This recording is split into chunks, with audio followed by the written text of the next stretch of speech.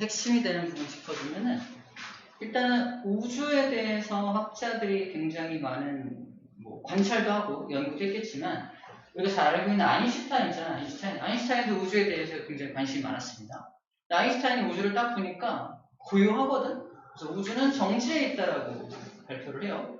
하지만 그 반대편에 있는 사람은 무슨 소리냐? 우주는 팽창하고 있다라고 발표를 합니다. 우리는 답을 알고 있죠. 누가 맞아요? 팽창하는 게 맞죠? 그래서 사람의 이름을 좀 기억해야 되는데 우주가 팽창하고 있다라고 말한 사람이 프리드먼, 그죠? 우주가 자유롭게 팽창하고 있죠. 프리드먼. 네, 아인슈타인은 정지해 있다고 잘못합니다. 네, 이 논쟁을 종식시킨 게 바로 선생님의 먼 친척이 되는 허블이에요. 허블입니다. 좀 허씨거든요.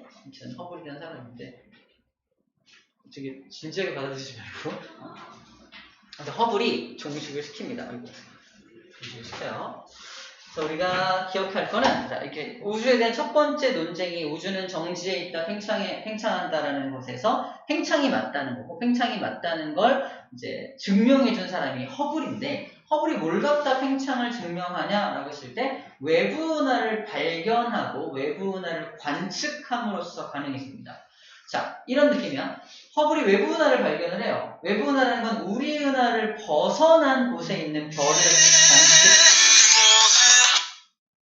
관측한 거거든요.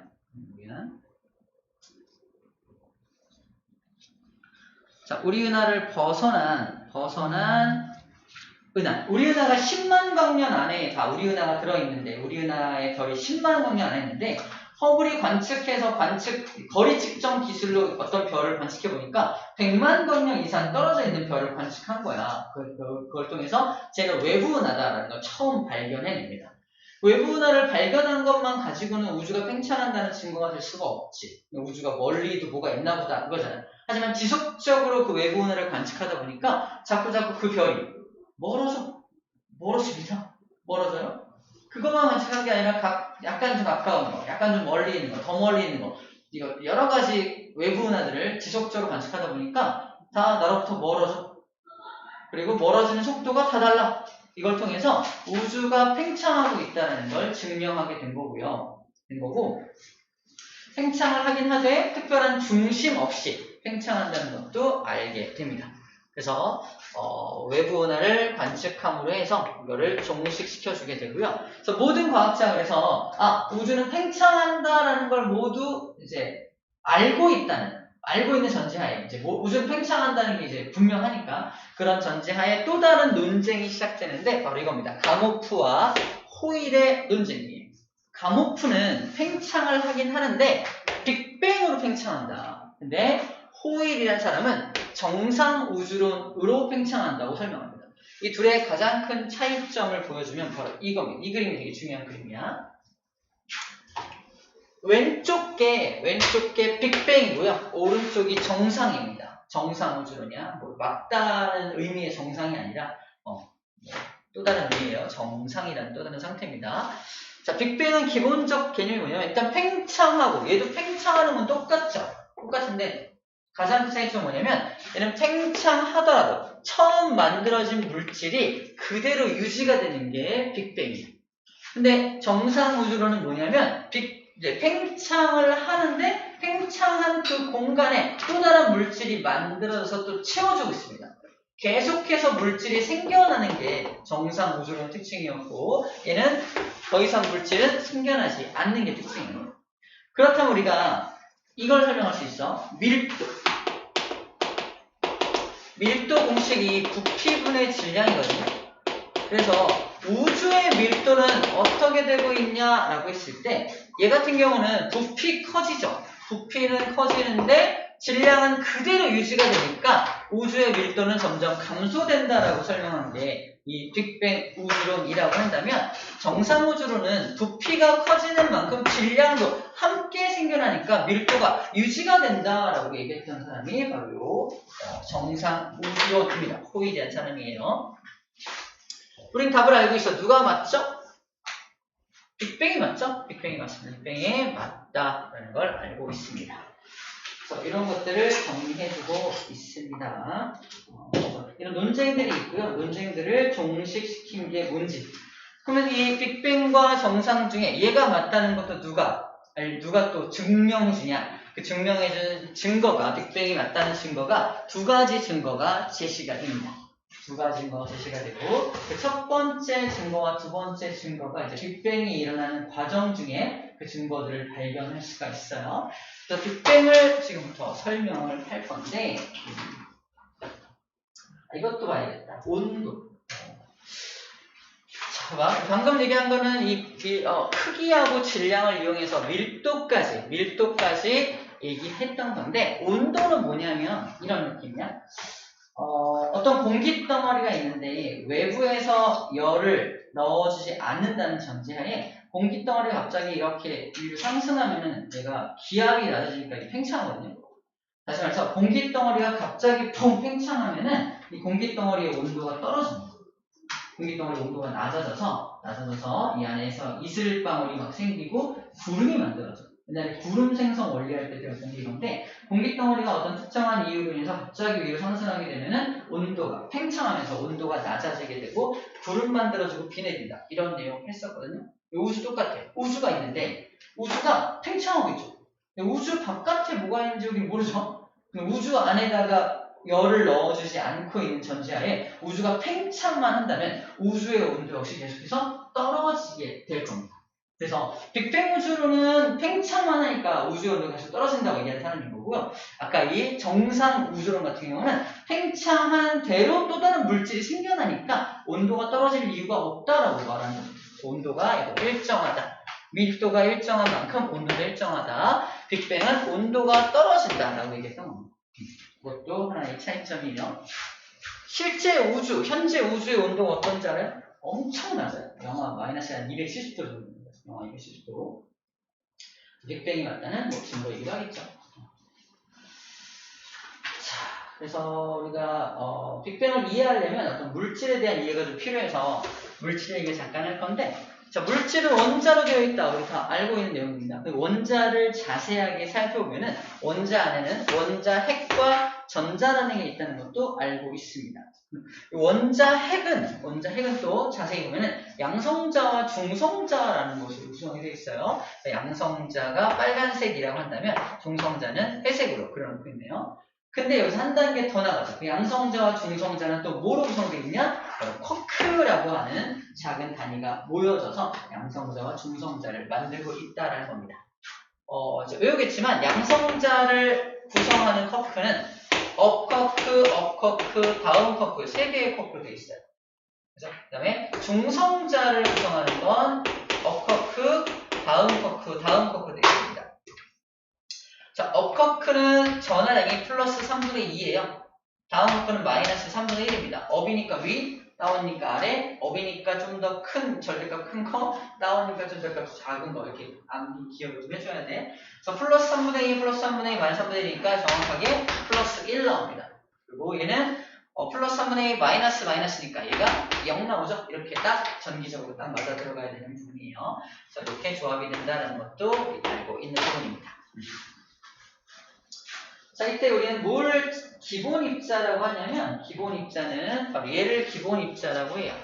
기본 입자는 쿼크하고 전자를 기본 입자라고 합니다. 다시 말해서 이 물질을 이루는 완전 기본이 되는 입자가 뭐냐? 쿼크하고요 전자입니다 라고 말해요. 쿼크들이 뭉쳐서 원자핵 되는 거고 전자가 그 주변을 돌고 있는 거잖아. 그래서 기본 입자는 얘와 얘가 기본적인 입자입니다 라고 말을 하고요. 기본 입자가 뭉쳐져서 양성자와 중성자가 만들어지고, 양성자, 중성자가 뭉쳐진 원자핵에 누가 돌므로써? 전자가 돌게 됨으로써 원자가 만들어지는 거고, 그 원자가 만들어지면 물질은 당연히 이어서 만들어지게 되겠죠. 그 얘기를 하고 있는 겁니다. 원자는 항상 정기적으로 중성이어야 하죠. 네, 빅뱅의 이름은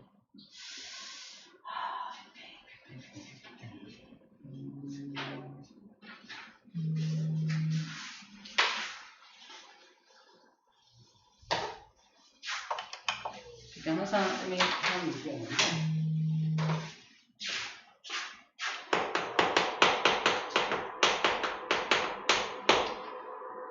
빅뱅은 기본적으로 한 점에서 출발해요. 우주가 한 점으로부터 출발한다고 시작을 합니다. 근데 이 점이 되게 특이한 점이야. 특이점이라고 하는데 특이한 점으로서 거의 에너지밖에 없는 상태의 특이점이 또 어떤 이유인지 모르겠지만 모든 방향으로 폭발합니다. 그래서 한쪽 방향만 좀 그림을 그리면 이쪽 방향만 그림을 그리면 이렇게 팽창하고 있는 모습을 그림으로 그려본 거고요. 자, 폭발하자마자 첫 번째 사건이 일어나게 되는데 첫 번째 사건이 뭐냐면 바로 방금 배웠던 기본 입자가 형성되는 게 바로 첫 번째 사건입니다. 이게 10의 마이너스 36승초? 이 정도 되거든요. 거의 뭐 폭발하자마자라고 할 수 있겠죠? 이때 무슨 일이 벌어지냐? 기본 입자가 만들어지는데 입자라는 건 질량체거든요. 질량을 가진 어떤 물질이 생겨난다는 거야. 처음에 질량이 있었어? 없었어. 에너지밖에 없었는데 에너지로부터 질량이 만들어진 거거든요. 에너지가 질량으로 변화되기 위해서 필요한 공식이 아인슈타인이 제시한 E는 mc 제곱이라는 공식입니다. 이게 뭘 의미하냐? 에너지가 질량으로 변화될 수 있고요. 질량도 에너지로 변화될 수 있어요. 뭐의 제곱에 대한 상수만큼? 광속의 제곱입니다. C가 광속, 커런트라는 광속을 대표하는 숫자예요. 광속의 제곱을 곱한 것만큼의 어떤 공식에 의해서 에너지와 질량이 서로 변환될 수 있다라는 말을 하는 거고요. 빅뱅은 에너지가 질량으로 변화되는 어떤 그런 사건이 벌어진 게 빅뱅입니다. 첫 번째 기본 입자가 형성이 되는데 기본 입자는 아까 배웠듯이 첫 번째 무거운 것과 가벼운 것을 나눠지는데 무거운 것을 쿼크라고 하고요. 가벼운 것을 경입자라고 불러줍니다. 쿼크의 종류도 6종류가 있고요. 경입자의 종류도 6종류가 있는데 그 중에서 우리는 하나만 공부하죠. 업쿼크라는 쿼크와 다운 쿼크만 공부하고요. 경입자에서는 전자만 공부를 하게 됩니다. 전하량 아까 써줬지만 다시 한번 써줄게요. 전하량은 업쿼크는 플러스 3분의 2의 전하량을 가지고 다음 쿼크는 마이너스 3분의 1, 전자는 마이너스 1의 전하량을 가지게 됩니다. 시간이 아주 조금 더 흐르고 나서 두 번째 사건이 벌어지는데 이 기본 입자가 만들어진 후에 벌어진 사건이 기본 입자가 뭉쳐져서 양성자라는 것과 중성자라는 것이 만들어지는 사건이 그때 벌어집니다. 얘도 아마 10의 마이너스 6승초? 1초가 채 되지 않은 100만 분의 1초죠. 이 정도의 양성자, 중성자까지 만들어지는데 우리가 일단 느낌상으로 이 정도 올 동안 우주의 온도는 어마어마하게 높았을 거다라는 거 예상할 수 있겠죠? 처음에 에너지밖에 없었던 시절이니까 우주 온도가 어마어마하게 뜨거웠다는 거 우리가 알 수가 있어요. 자, 양성자, 중성자 만들어지는 게 어떻게? 업쿼크, 다운 쿼크, 얘는 업쿼크, 다운 쿼크 만들어서 양성자와 중성자가 만들어지는 거 정리할 수가 있습니다. 자, 온도가 어마어마하게 높다가 이것들이 만들어지고 시간이 조금 흐르면 우주의 온도가 좀 떨어지겠죠. 아까 말한 팽창을 하면 떨어지니까 우주의 온도가 떨어져서 한 몇 분 정도? 3분 정도 시간이 지났을 때 드디어 양성자와 중성자가 뭉쳐지기 시작합니다. 양성자, 중성자가 뭉쳐서 만들어진 게 바로 헬륨 원자 핵이 형성됩니다. 왜 헬륨이라고 쓰냐면 수소 원자핵은 이미 여기 있잖아. 양성자 하나가 수소 원자핵이죠. 수소 원자핵은 이미 만들어진 거고 이때 이제 헬륨 원자핵이 만들어지게 돼요. 시간 기억합니다. 한 3분 정도 시간 지났을 때 헬륨 원자핵이 형성이 돼요. 자, 그러면 원자핵도 만들어졌고 아까 전자도 만들었죠. 그럼 이제 뭐가 만들면 돼? 원자만 만들면 세상을 만들 준비가 된 겁니다. 그래서 마지막 단계가 바로 원자의 형성입니다. 자, 원자의 형성. 자, 이게 3분 정도 걸렸다면 원자의 형성은 몇 분 걸렸냐 물어보면 대부분 지금 알면 나겠지만 대부분 4분이요, 5분이요, 10분 이렇게 말하거든. 하지만 그렇지 않죠. 정답은 뭐야? 38만 년이 걸리죠. 38만 년이라는 시간을 기다려서 바로 원자가 만들어집니다. 그 이유는 우주가 너무 뜨거웠기 때문에 원자핵이 만들어졌고 원자핵이 플러스의 전기를 띠고 전자를 막 잡아당기고 있지만 우주가 너무 뜨겁다 보니까 저 전자가 에너지가 너무 많아서 막 다니니까 내가 아무리 당겨도 너무 에너지가 많다 보니까 잡히지가 않는 겁니다. 아까 원자 안으로 들어오지가 못했던 거예요. 원자핵의 입장에서는 어떻게 해야 돼? 그냥 기다려야 돼. 뭐 할 때까지? 우주가 좀 식을 때까지 기다려야 합니다. 그게 몇만 년? 38만 년이라는 시간을 기다렸던 거죠. 그러면서 원자가 만들어집니다. 이 원자가 만들어지는 시점부터 우주가 완전 달라져. 원자가 형성되기 이전과 원자가 형성된 이후가 완전 우주가 달라집니다. 잠깐 미리 스포를 하면 원자가 생성되기 이전의 우주는 불투명한 우주였어요. 불투명한 우주였습니다. 하지만 현재 우주는 어때요? 달도 보이고 별도 보이고 다 보이잖아. 투명하거든요. 현재와 같은 투명한 우주가 된 건 이때 38만 년 이후부터 투명한 우주가 되었다는 겁니다. 그래서 이 3번 사건과 시간이 엄청나게 많이 흘러서 마지막 4번 사건이 있는 거고 현재 우주가 여기까지 이렇게 이 정도까지 팽창해 있다라고 보면 되고요. 현재도 우주는 팽창하고 있는 중입니다. 무려 무슨 속도로? 빛의 속도에 가까운 속도로 팽창을 하고 있어요. 물론 모두 빛의 속도로 팽창하는 건 아니고 가장 멀리 있는 우주의 끝부분은 빛의 속도로 멀어지고 있고 그 안에 것들은 조금씩 좀 속도가 느린 형태로 멀어지고 있습니다. 자, 이렇게 우주가 팽창하고 있다는 거 기억하고요. 우리가 계산을 하게 되면은 우주의 나이도 계산할 수가 있는데 한 138억 년으로 계산이 돼요. 우주의 나이는 우리 아까 허블 있죠, 허블의 외부원화를 관측하면서 그걸 분석해서 우주의 나이까지도 예측할 수 있는 자료를 제시해 주게 됩니다. 기회가 되면 이거 구하는 것도 한번 나중에 해보도록 할게요. 일단은 지금 우리가 기억할 건 숫자들을 좀 기억해야 돼. 숫자들 138억 년 그리고 숫자 어디니 또 많이 안 썼는데 여기 원자 형성. 우주가 충분히 식어야지만 원자가 형성된다 그랬잖아. 이때 우주의 온도가 몇 켈빈? 3000켈빈이죠. 3000켈빈이 되었을 때 우주가 충분히 식어가지고 이때 원자라는 것이 만들어집니다. 3000켈빈은 한 2727도쯤 돼요. 우주의 온도가 한 2700도쯤 됐을 때 드디어 전자가 좀 식었다 보는 거고 그때 원자가 형성될 수 있었다라고 말하고 있는 겁니다. 자, 이 상태에서 이제 찾아볼 건데 뭘 찾아볼 거냐면 빅뱅의 증거들을 찾아볼 거예요.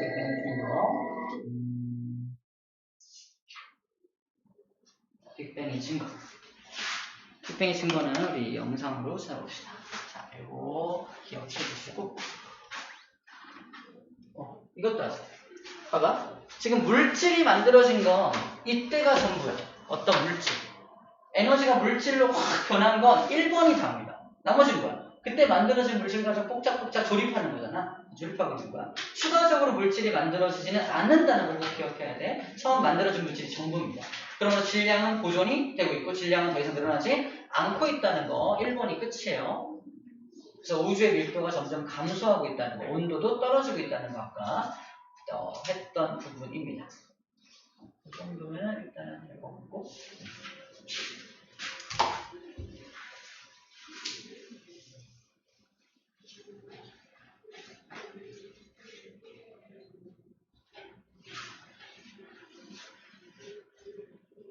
자, 그림을 좀 보면은 바로 이 그림인데요.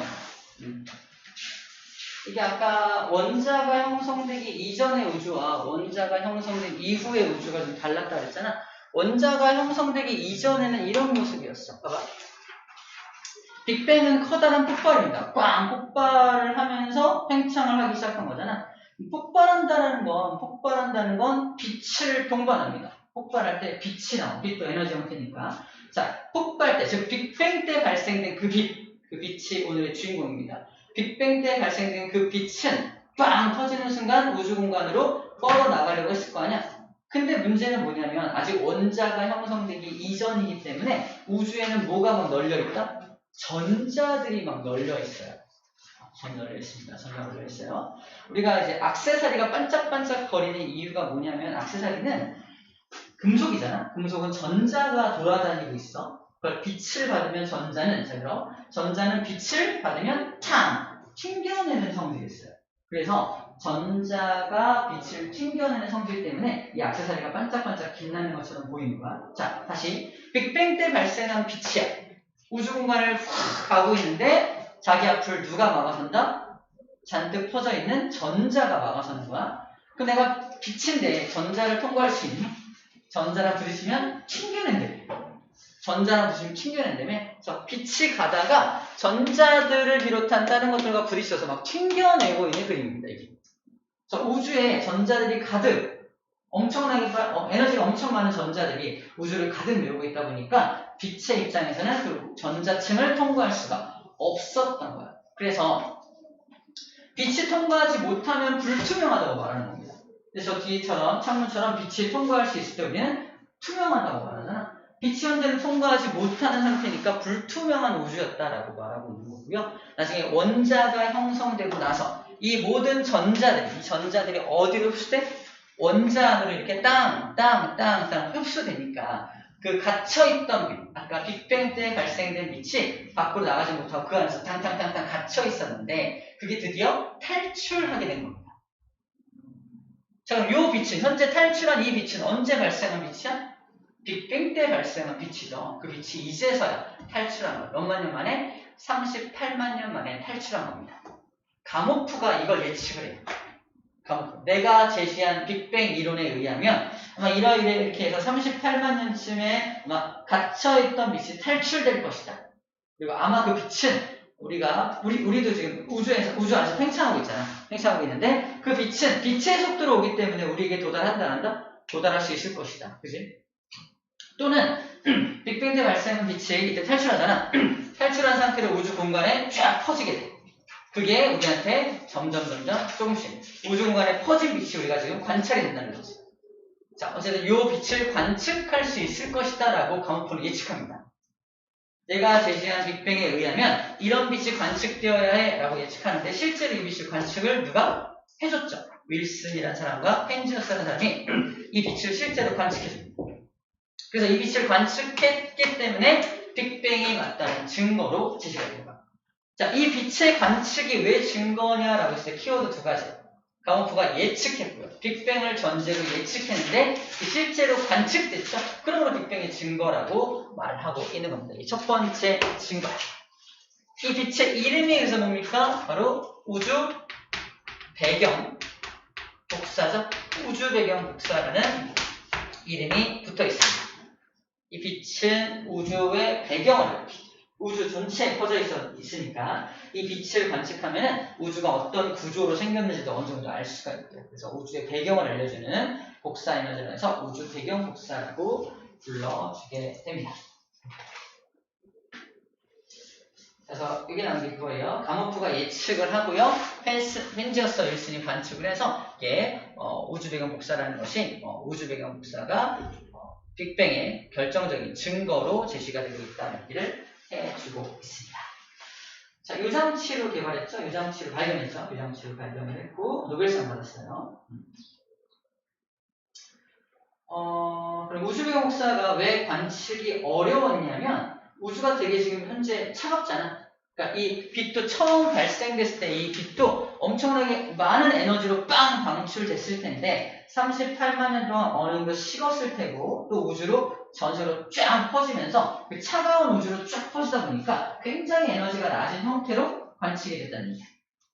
너무 에너지가 낮으면 우리가 인식을 잘 못합니다. 그래서 그거를 이 윌슨과 펜지어스가 전파 안테나를 통해서 최초로 그걸 발견을 해주게 되고요. 이 그림이 뭐냐면 그래서 처음에는 굉장히 에너지가 많은 이게 진동수거든요. 진동수가 굉장히 많은 에너지가 많은 빛이 이제 방출되었을 텐데 우주가 점점 식어감에 따라서 에너지가 적은 형태로 바뀌었을 것이다. 에너지가 적다는 건 파장이 쭉 길어지는 거야. 뭐가 길어져? 파장이 길어지는 겁니다. 파장이 길어진다는 게 에너지가 적어진다는 거고요. 그래서 파장이 긴 에너지 빛을 관측해냈다는 거고요. 기억할 숫자 또 하나 나옵니다. 바로 몇 켈빈? 현재 그 빛이 3켈빈의 형태로 관측합니다. 3켈빈이면 얼마죠? 거의 그냥 0켈빈 가까운 거니까 마이너스 270도 정도. 굉장히 작은 에너지로 관측되죠. 관측이 어려웠다는 얘기를 하고 있는 거예요.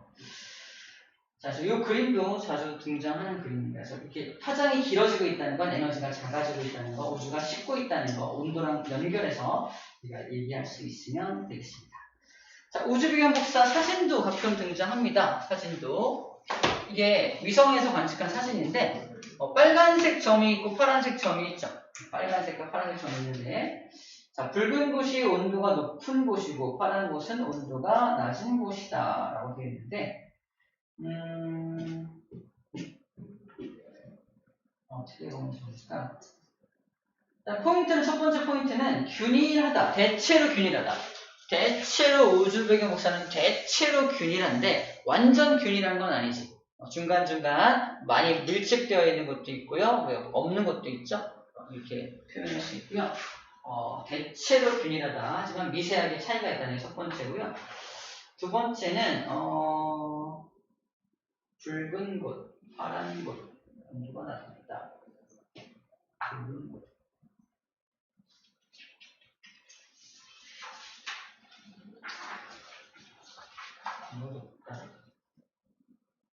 이렇게 볼게요.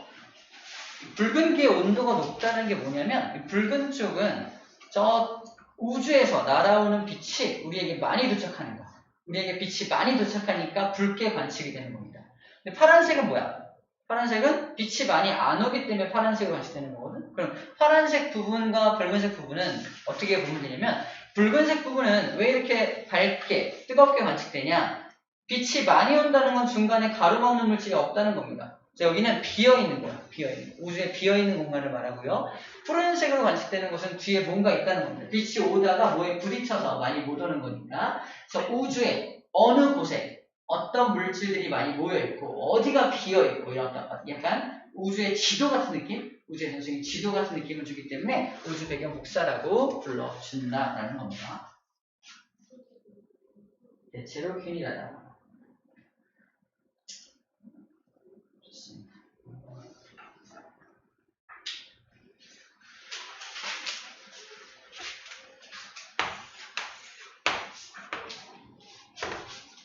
스펙트럼 얘기 먼저 하고 빅뱅의 두 번째 증거 얘기할게요. 스펙트럼 먼저 얘기할게요.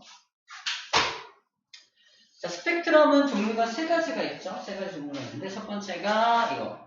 별빛이 그대로 와서 나타나는 게 연속적인 스펙트럼. 연속 스펙트럼이 있고요. 별빛이 오다가 저온의 기체를 지나.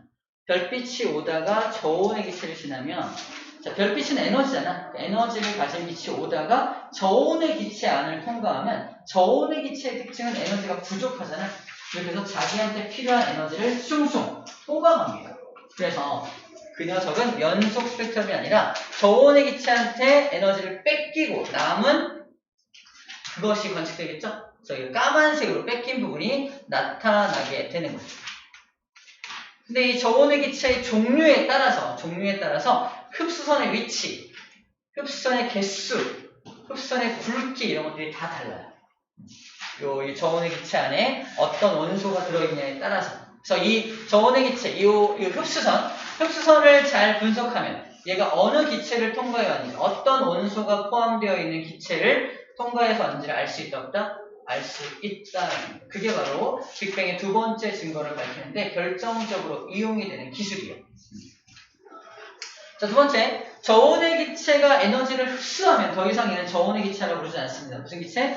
고온의 기체라고 불러요. 근데 고온의 기체는 에너지가 너무 많아졌잖아. 불안해요. 불안하기 때문에 다시 에너지를 방출하고 다시 안정적인 상태로 돌아갑니다.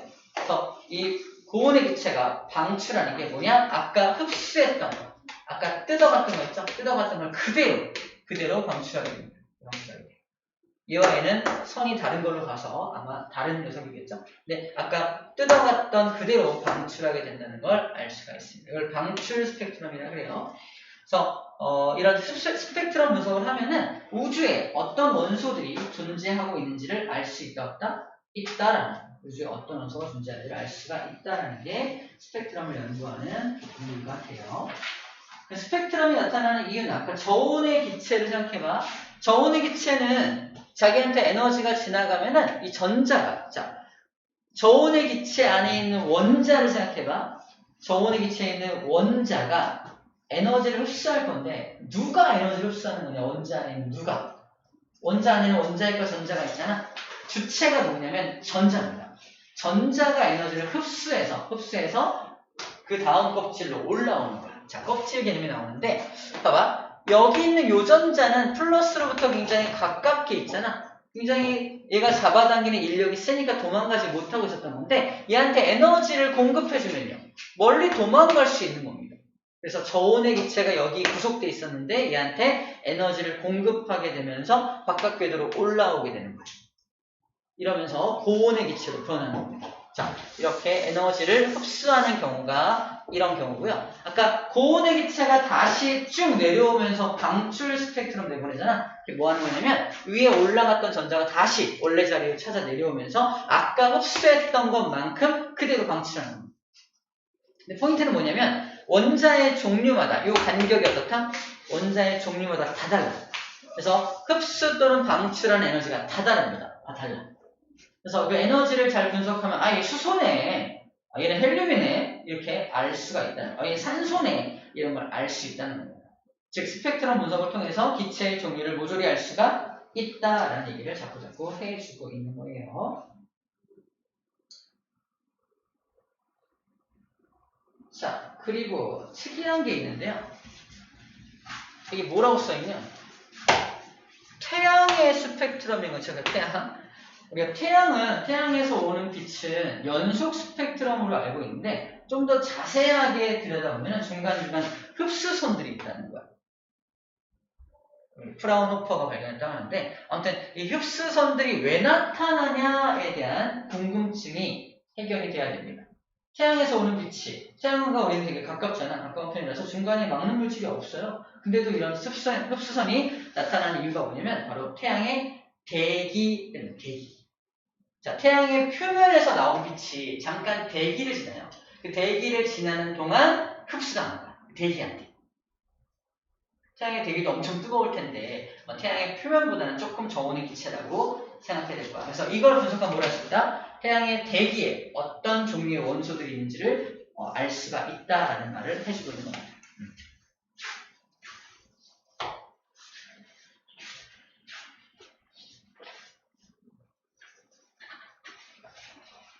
자, 그럼 마지막 내용을 볼게요. 이 내용인데 바꿀 겁니다. 아까 우리 3번이었나? 3번? 2번이었나? 2번. 양성자하고 중성자가 만들어지고 있는 그때부터 시작합니다. 자, 양성자, 중성자 만들어질 때 10의 마이너스 6승초. 굉장히 우주의 온도가 굉장히 뜨거운 때입니다. 자, 그러면 이때 양성자가 만들어지고 중성자가 만들어졌을 텐데 이때는 우주의 온도가 엄청 뜨겁잖아. 그래서 자, 우리 기억할 건 이거야. 양성자의 질량이 있을 것이고요. 1입니다. 중성자도 질량이 거의 1이거든요. 근데 기억할 건 중성자가 약간 더 무거워요.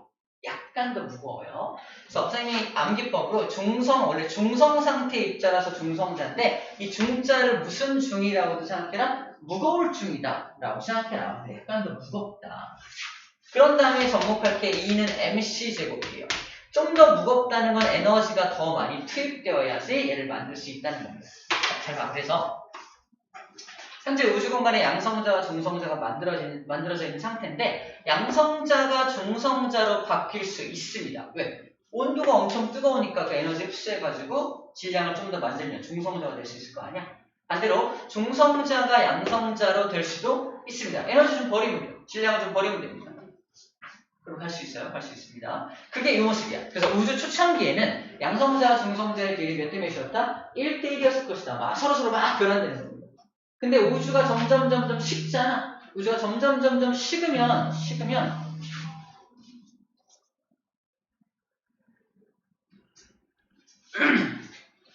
우주가 점점 식으면 뭐가 잘 안 이루어지냐면 이거 양성자가 중성자로 변하는 게 잘 안 이루어집니다. 안 이루어져. 우주가 식었으니까 에너지가 부족할 거 아니야. 에너지가 부족하니까 에너지를 끌어와서 질량을 만드는 게 좀 어려워지겠지. 중성자로 변환되는 건 어렵지만 중성자가 양성자로 되는 건 가능하다는 겁니다. 다시 말해서 양성자의 개수는 점점 많아질 거고요. 중성자는 상대적으로 적어질 거예요.